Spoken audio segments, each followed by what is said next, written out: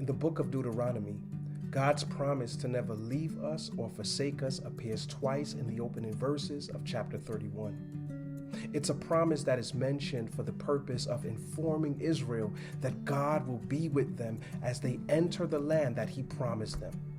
But today I want you to know it's also the assurance of God's presence to us despite the opposition that we will face as we attempt to occupy and take hold of the promises that God Himself has made to us.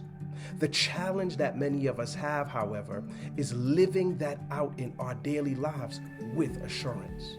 But the way we do so is by remembering how God guided us throughout the entire journey, because the promise of God never leaving or forsaking us isn't about the destination, it's all about the journey.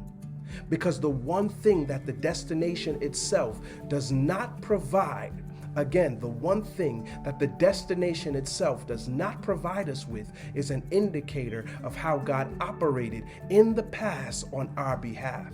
Therefore, you cannot divorce the journey from the destination, because the journey reminds us of the times that God delivered us. You see, people decline our calls. Friends leave text unseen, but God promises that He will never leave us or forsake us.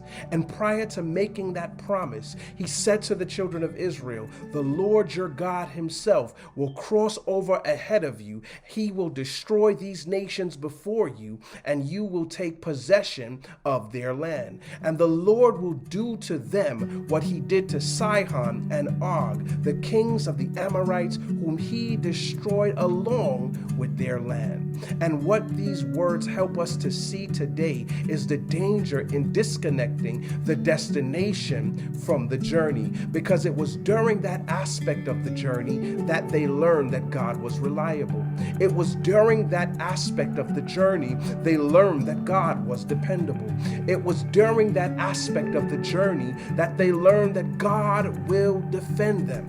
And I'm pretty sure that you have experienced similar moments like that on your journey as well. All you have to do is recall them. That's the reason why God recalls it for them, because it was in that moment God demonstrated, not by His words, but by His actions, that He would never leave them or forsake them.